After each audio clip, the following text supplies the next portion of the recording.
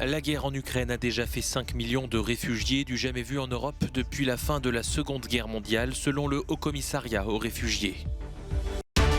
En déplacement à Bruxelles, une délégation de responsables politiques ukrainiens demande des armes et appelle à une adhésion rapide de leur pays à l'Union européenne. C'est le grand soir pour les deux candidats à l'élection présidentielle française. Le débat télévisé 2h30 en direct. Un juge britannique ordonne l'extradition de Julian Assange vers les États-Unis. C'est désormais à la ministre de l'Intérieur britannique de trancher.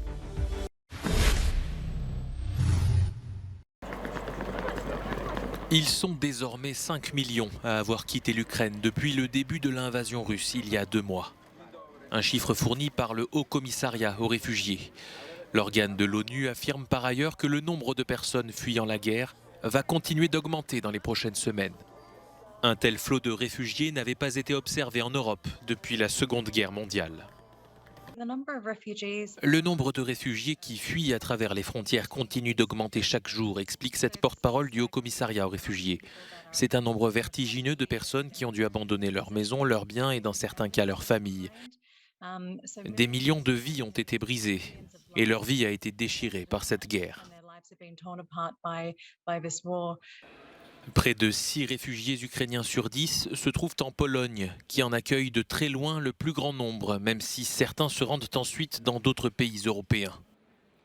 Victoria vient de Mariupol.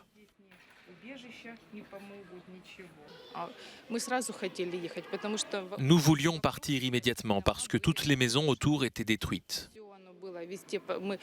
Nous nous sommes terrés dans les caves, nous avions peur de sortir. Tout était pillé, les gens avaient faim, nous n'avions même pas d'eau pour boire. Beaucoup fuient, mais certains rentrent. Les autorités de Kiev ont annoncé qu'1,1 million d'Ukrainiens sont retournés dans leur pays depuis le début de la guerre, sans toutefois préciser si ces personnes étaient déjà à l'étranger avant l'invasion russe.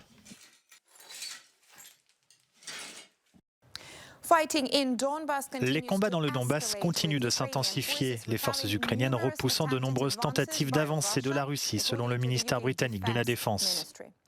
Selon l'Institut américain pour l'étude de la guerre, les Russes n'ont pas entièrement mis en place les conditions d'une offensive de grande envergure. Ils n'ont pas eu suffisamment de temps pour reconstituer les forces retirées de la bataille de Kiev et les préparer correctement à une nouvelle offensive dans l'est de l'Ukraine. De violents combats se poursuivent tout au long d'une ligne de front de 480 km. Les forces russes semblent tenter de réaliser un large encerclement des troupes ukrainiennes sur plusieurs axes, à Izium par le sud-est et à Donetsk par le nord. Elles poussent aussi vers l'ouest à partir de Popasna et de Sievierodonetsk. À Izium, près de 80% des bâtiments résidentiels de la ville ont été détruits et les lignes de train ont été coupées, a indiqué le maire adjoint de la ville. Le ministère britannique de la Défense estime que l'incapacité de la Russie à éradiquer la résistance à Mariupol et que ces attaques aveugles qui ont porté atteinte à la population civile témoignent de son incapacité à atteindre ses objectifs aussi rapidement qu'elle le souhaiterait. Selon l'Institut américain pour l'étude de la guerre, le rythme des opérations russes continue de suggérer que le président Vladimir Poutine exige une offensive précipitée pour atteindre les objectifs qu'il s'est fixés, peut-être pour le jour de la victoire le 9 mai. La hâte et la préparation partielle de l'attaque russe risquent de nuire à son efficacité et de compromettre son succès. Selon les renseignements de la défense britannique, il existe toujours un risque de frappe de précision contre des cibles prioritaires dans toute l'Ukraine. Ces attaques montrent l'intention des Russes d'essayer de perturber l'arrivée de renforts et d'armes ukrainiennes vers l'est du pays. Le ministère russe de la Défense affirme que ses forces ont frappé plus de 1000 installations militaires ukrainiennes pendant la nuit. Ils sont venus d'Ukraine. Ces responsables politiques ont fait le déplacement mercredi à Bruxelles pour demander une nouvelle fois des armes afin de combattre les forces russes. Parmi eux, Ivan Fedorov, le maire de la ville occupée de Melitopol. Il a été enlevé le mois dernier par des soldats russes avant d'être libéré quelques jours plus tard dans le cadre d'un échange de prisonniers. Nous avons besoin du soutien de l'Union européenne et du monde civilisé. Tout d'abord, un soutien militaire. Nous avons besoin d'armes, nous avons besoin d'équipements militaires, d'assistance, de véhicules, de camions. Tout est utile car l'Ukraine peut stopper cette invasion, cette guerre. Nous pouvons gagner cette guerre. C'est important pour l'ensemble de l'Europe, pas seulement pour l'Ukraine. Les autorités ukrainiennes ont déposé une demande d'adhésion à l'Union européenne. Les politiciens à Kiev espèrent qu'elle deviendra réalité dans moins de 10 ans. Le président Zelensky a remis le questionnaire qui a été rempli de façon historiquement rapide en une semaine. Le document était très épais. Il a été remis à Matti Maasikas, le chef de la mission de l'Union européenne à Kiev. Matti Maasikas a dit que la procédure serait aussi courte que possible. La Commission Europe du Parlement ukrainien peut confirmer que nous avons rempli plus de 70% des accords d'association et je suis sûr que notre chemin ne sera pas aussi long que les 10 années habituelles. Alors que la Commission européenne prépare un 6e train de sanctions contre la Russie, un eurodéputé polonais souligne que le Parlement européen demande un embargo sur toutes les énergies russes. Je souhaite rappeler que nous voulons un embargo complet, pas un embargo partiel, sur toutes les ressources, le charbon, le gaz, le carburant et bien sûr le pétrole. Nous n'avons plus de temps pour des calculs économiques. Il est temps d'avoir une réaction politique immédiate forte contre la Russie, car la Russie est l'agresseur.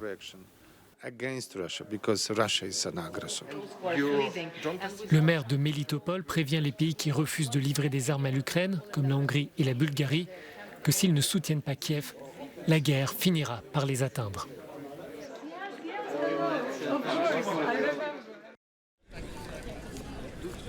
Les joueurs de tennis russes et bélarusses ne seront pas autorisés à participer au prochain Wimbledon. La direction du prestigieux tournoi a pris la décision ce mercredi en réponse à l'invasion de l'Ukraine et en concertation avec le gouvernement britannique. L'une des stars du tennis, le numéro 2 mondial Daniil Medvedev, finaliste du dernier Open d'Australie, sera donc absent à Londres cet été, tout comme son compatriote russe, le numéro 8 mondial Andrei Rublev. Côté dames, la Bélarusse Aryna Zabalenka, numéro 4 mondial et demi-finaliste du tournoi l'année dernière, manquera à l'appel. Cette interdiction n'a pas manqué de faire réagir le Kremlin. Son porte-parole Dmitri Peskov a notamment déclaré qu'il était inacceptable de faire des athlètes les otages de ce qu'il appelle les préjugés politiques. Wimbledon est le premier tournoi de tennis à prendre une telle décision. Les joueurs russes et bélarusses ont été autorisés à participer au tournoi de Roland-Garros fin mai à Paris.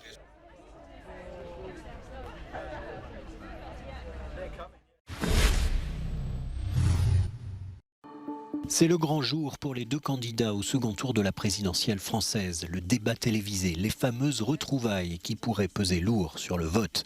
2h30 de direct télé et tout un déroulé réglé comme du papier à musique. Tout a été négocié entre les deux camps jusqu'à la façon de les filmer.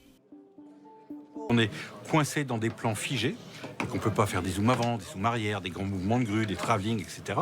Ça va être le rythme de mélange des caméras et la vitesse de ces changements de plan correspond au fait qu'il ne faut pas justement qu'on s'ennuie. Les journalistes, de leur propre aveu, ne serviront que de médiateurs entre Emmanuel Macron et Marine Le Pen qui exposeront leur programme sur des thèmes prévus à l'avance, comme le pouvoir d'achat, la sécurité, l'international ou l'environnement. Grand moment de télévision depuis les cultissimes affrontements Mitterrand-Giscard ou Mitterrand-Chirac. Le débat de l'entre-deux tours ne modifie en général pas les intentions de vote, mais cette année l'écart entre les deux rivaux est serré et le face-à-face de ce soir peut être décisif. Julian Assange est de plus en plus menacé d'être extradé vers les États-Unis. Un juge britannique a rendu ce mercredi une ordonnance d'extradition et ordonné donc que le fondateur de Wikileaks quitte le Royaume-Uni. C'est désormais la ministre de l'Intérieur britannique, Priti Patel, qui va devoir trancher et approuver ou non cette ordonnance. Julian Assange risque aux États-Unis, en vertu d'une loi sur l'espionnage, 175 ans de prison. Il est recherché pour avoir rendu public dès 2010 des dizaines de milliers de documents diplomatiques confidentiels sur les guerres en Irak et en Afghanistan. Mais ses défenseurs, au rang desquels la femme qu'il vient d'épouser et l'ancien chef du parti travailliste, Jeremy Corbyn, mettent en avant la liberté de la presse et le droit à l'information.